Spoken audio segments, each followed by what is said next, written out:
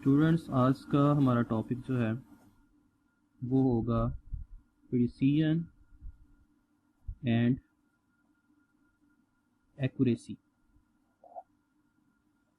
ये दो वर्ड्स आपको यहाँ पे नज़र आ रहे हैं। Number one precision and second accuracy. इन दोनों का सबसे पहले मतलब देखते हैं कि क्या है। वैसे तो दोनों का मतलब जो है वो सेम है।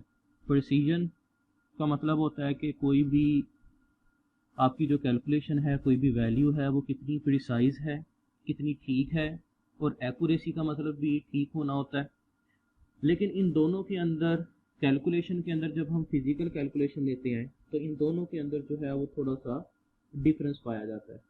तो सबसे पहले हम प्रिसीजन से स्टार्ट करेंगे और देखेंगे कि प्रिसीजन क्या होती है, या फिर एक प्रिसाइज मेजरमेंट किसको कहा जाता है। स्टूडेंट्स, किसी भी इंस्ट्रूमेंट की प्रिसीजन अगर आपने देखनी है या किसी भी कैलकुलेशन की, तो उस वैल्यू के अंदर या उस मेजर्ड वैल्यू के अंदर जो प्रिसीजन होगी उसको हम इस तरीके से डिफाइन करेंगे कि कोई भी वैल्यू अपनी मेजर्ड वैल्यू से कितनी ज़्यादा करीब है, उसको हम कहते हैं उसकी प्रिसीजन। यानी कि इसको हम लिख सकते हैं कि precision means how close the measured value are to each other. हम इसकी डेफिनेशन यहाँ पे लिखते हैं सबसे पहले कि प्रिसीजन मीन्स, प्रिसीजन का मतलब होता है how close are the measured values to each other. कि जिन वैल्यूज़ को हम मेजर कर रहे हैं वो एक दूसरे के कितना ज़्यादा करीब हैं, उससे हम उसकी प्रिसीजन या प्रिसाइज मेजरमेंट जो है उसके बारे में जान सकते हैं। अगर हमने ये पता लगाना हो कि कोई भी रीडिंग जो है या कोई भी वैल्यू जो है वो कितनी प्रिसाइज है, तो वो हम उस मेजरिंग इंस्ट्रूमेंट की मदद से लगा सकते हैं। जैसे यहाँ पे मैं कुछ टर्म्स के बारे में आपको बताऊंगा कि फ़र्ज़ करें कि हमारे पास एक टर्म इस्तेमाल होती है एब्सोल्यूट अनसर्टेनिटी। ये एब्सोल्यूट अनसर्टेनिटी जो है ये क्या चीज़ है? कोई भी ऐसा मेजरिंग इंस्ट्रूमेंट जिसके अंदर कम से कम एब्सोल्यूट अनसर्टेनिटी पाई जाएगी, वो ज़्यादा प्रिसाइज होगा या उसकी प्रिसीजन जो है वो ज़्यादा होगी। जैसे हम इसको जो है वो एग्जांपल के तौर पे यहाँ पे ले सकते हैं कि हमारे पास फ़र्ज़ करें कि हमने अपनी हाइट जो है उसको मेजर किया। हम कहते हैं कि जी एक पर्सन है, उसकी हाइट है 7 फीट। अब फीट जो है ये एक बड़ा यूनिट है। अगर हम एग्जैक्टली ये बताते हैं कि उसकी हाइट जो है वो 7 फुट है या 7 फीट है, तो वो इतनी ज़्यादा प्रिसाइज नहीं होगी। लेकिन अगर हम इसकी बजाय ऐसा बता दें कि उसकी हाइट जो है वो 74 इंचज़ है। आप सबको पता है कि फुट जो है वो एक बड़ा यूनिट होता है और इंचज़ जो है ये एक छोटा यूनिट होता है। तो अगर हम उसको छोटे यूनिट के अंदर मेजर करेंगे तो उतनी ही उसकी प्रिसीजन के अंदर जो है वो इजाफा होगा। तो ये वाली जो वैल्यू है ये लेस प्रिसाइज होगी, और ये वाली जो वैल्यू नीचे वाली है जिसको हमने स्मॉल यूनिट के अंदर मेजर किया, ये इसके मुकाबले में मोर प्रिसाइज होगी। तो इसका मतलब ये हुआ कि आप जितना स्मॉल से स्मॉल यूनिट इस्तेमाल करते हैं या ऐसा आप इंस्ट्रूमेंट इस्तेमाल करते हैं जिसका लीस्ट काउंट कम से कम है, तो आप ये कह सकते हैं कि उस इंस्ट्रूमेंट के अंदर प्रिसीजन जो है वो ज़्यादा होगी।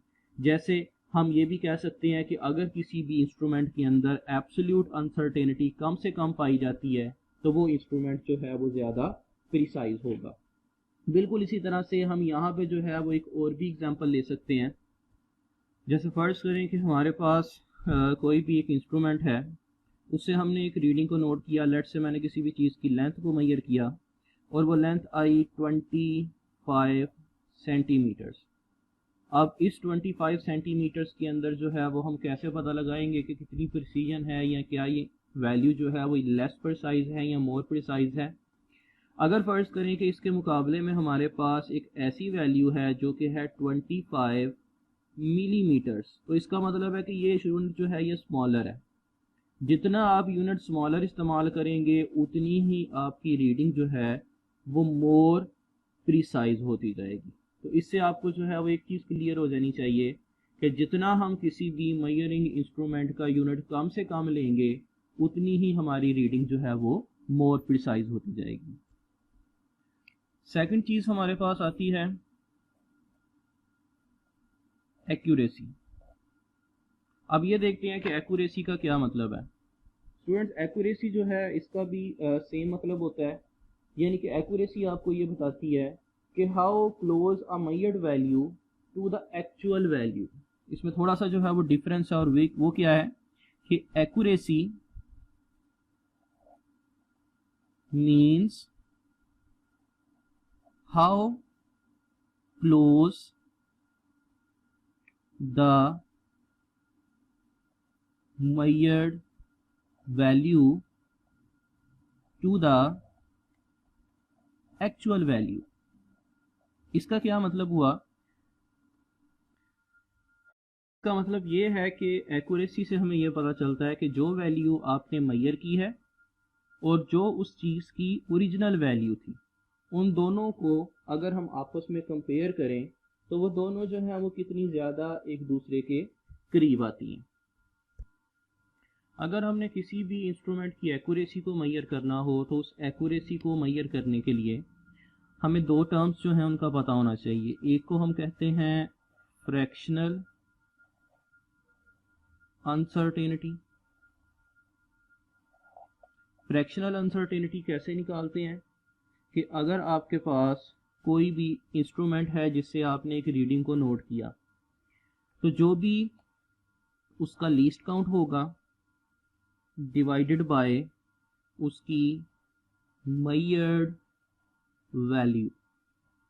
जैसे हम इसमें एग्जांपल लेते हैं कि लेट से मैंने एक चीज़ की लेंथ को मेजर किया और वो निकली 25.5 सेंटीमीटर्स, और उसका जो लीस्ट काउंट था वो लीस्ट काउंट था 0.1 सेंटीमीटर। अब अगर मैं इसकी फ्रैक्शनल अनसर्टेनिटी निकालना चाहूँ तो देखते हैं कि वो कितनी निकलती है। फ्रैक्शनल अनसर्टेनिटी का फार्मूला जो है वो हमने ऊपर लिखा least count divided by measured value. तो लीस्ट काउंट है हमारे पास 0.1 और मेजर्ड वैल्यू है 25.5, तो इसकी जो फ्रैक्शनल अनसर्टेनिटी है वो निकल आएगी 0.004। और दूसरी टर्म आती है परसेंटेज अनसर्टेनिटी। परसेंटेज अनसर्टेनिटी क्या होगी कि अगर हम यही फ्रैक्शनल अनसर्टेनिटी को 100 से मल्टीप्लाई कर दें तो वो बन जाएगी आपकी परसेंटेज अनसर्टेनिटी, यानी कि 0.004 मल्टीप्लाइड बाय 100, तो इसकी परसेंटेज अनसर्टेनिटी आ जाएगी 0.4%।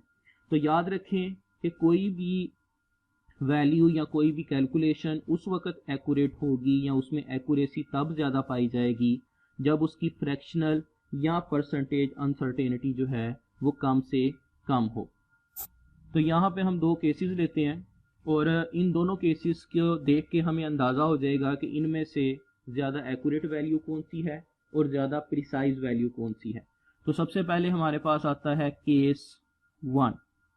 लेट से केस 1 हम वही ले लेते हैं कि हमने जो है वो एक ऐसे इंस्ट्रूमेंट के साथ रीडिंग को नोट किया जिसका लीस्ट काउंट था प्लस माइनस 0.1 सेंटीमीटर, और हमारे पास उसकी जो मेजर्ड वैल्यू निकली वो कितनी निकली 25.5 सेंटीमीटर। अब अगर फर्ज करें कि मैं इसकी फ्रैक्शनल अनसर्टेनिटी लेना चाहूँ तो वो कितनी निकलेगी। फ्रैक्शन का मतलब होता है दो वैल्यूज को तकसीम करना, तो आपके पास दो ही वैल्यूज हैं, आपने सिंपली लीस्ट काउंट को इस मेजर्ड वैल्यू के साथ डिवाइड कर देना है, तो ये आ जाएगा 0.1 डिवाइडेड बाय 25.5, तो ये निकल आएगा 0.004। और इसी की ही अगर मैं परसेंटेज अनसर्टेनिटी लेना चाहूँ तो वो क्या निकलेगी कि इस मेजर्ड वैल्यू को मैं 100 से मल्टीप्लाई कर दूंगा तो ये आ जाएगी 0.4%। तो ये हमारे पास केस 1 था। अब हम एक दूसरा केस जो है वो यहाँ पे लेते हैं, जिसको हम कहते हैं केस 2। केस 2 के अंदर हमने क्या किया कि एक ऐसा इंस्ट्रूमेंट लिया जिसका लीस्ट काउंट जो है वो कम था, यानी कि 0.01 सेंटीमीटर। आप देख सकते हैं कि इसमें 0.1 सेंटीमीटर है और ये है 0.01 सेंटीमीटर, और इससे हमने एक ऐसी वैल्यू को मेजर किया जो कि थी 0.45 सेंटीमीटर। तो इसमें जो है वो मैं अगेन फ्रैक्शनल और परसेंटेज अनसर्टेनिटी निकालता हूँ। सबसे पहले अगर हम इसकी फ्रैक्शनल अनसर्टेनिटी फाइंड करना चाहें तो क्या करेंगे, लीस्ट काउंट को मेजर्ड वैल्यू के साथ डिवाइड करेंगे। लीस्ट काउंट है 0.01, मेजर्ड वैल्यू है 0.45, तो मेरे पास इसकी जो फ्रैक्शनल अनसर्टेनिटी है ये आ जाएगी 0.02। और इसी की ही अगर मैं परसेंटेज अनसर्टेनिटी निकालना चाहूँ तो वो क्या निकल आएगी, 0.02 मल्टीप्लाइड बाई 100 यानी कि 2%। अब हम इन दोनों के रिजल्ट्स को कंपेयर करते हैं और ये पता लगाते हैं कि दोनों में से प्रिसाइज वैल्यू कौन सी है और एक्यूरेट वैल्यू कौन सी है। सबसे पहले यहाँ पे नोट करें कि जो पहला इंस्ट्रूमेंट है उसका लीस्ट काउंट था 0.1 और दूसरे का लीस्ट काउंट था 0.01 सेंटीमीटर। तो इसका मतलब ये हुआ, आपको क्लियरली नज़र आ रहा है कि जो सेकंड इंस्ट्रूमेंट है इसका लीस्ट काउंट लेस है। तो इसका मतलब ये होगा कि ये वाली जो आपकी मेजरमेंट है ये आपकी मोर प्रिसाइज है, लेस नहीं बल्कि ये मोर प्रिसाइज है। और ये वाली जो मेजरमेंट है ये आपकी लेस प्रिसाइज है। तो इसका मतलब ये हुआ कि जिसका लीस्ट काउंट कम होगा उसमें लेस एब्सोल्यूट अनसर्टेनिटी होगी और वो आपकी मोर प्रिसाइज होगी। तो सेकंड मेजरमेंट मोर प्रिसाइज है, फर्स्ट मेजरमेंट लेस प्रिसाइज है। लेकिन आप देख सकते हैं कि जो फर्स्ट वाला केस है इसके अंदर परसेंटेज अनसर्टेनिटी जो है वो कम से कम आ रही है। तो अगर ये कम से कम आ रही है तो इसका मतलब है कि ये मेजरमेंट मोर एक्यूरेट होगी, और इसके अंदर परसेंटेज अनसर्टेनिटी जो है वो ज़्यादा आ रही है, तो इसका मतलब है कि ये लेस एक्यूरेट होगी। तो स्टूडेंट्स आपके पास जो है वो रिजल्ट्स क्लियर हो गए कि पहली जो मेजरमेंट है वो लेस प्रिसाइज तो है लेकिन मोर एक्यूरेट है, और सेकंड जो केस है वो मोर प्रिसाइज है लेकिन क्या है, लेस एक्यूरेट। तो यहाँ से हमारे पास रिजल्ट ये निकलेगा कि अगर किसी भी मेजरमेंट के अंदर लेस एब्सोल्यूट अनसर्टेनिटी पाई जाती है तो वो मोर प्रिसाइज होती है, और अगर किसी भी मेजरमेंट के अंदर लेस फ्रैक्शनल अनसर्टेनिटी पाई जाती है तो वो मोर एक्यूरेट होती है। इसी रिजल्ट को अब मैं यहाँ पे आपसे जो है वो लिख के भी शेयर कर देता हूँ ताकि आपके लिए आसानी हो। तो सबसे पहले हम देखते हैं कि measurement which is less, which has less absolute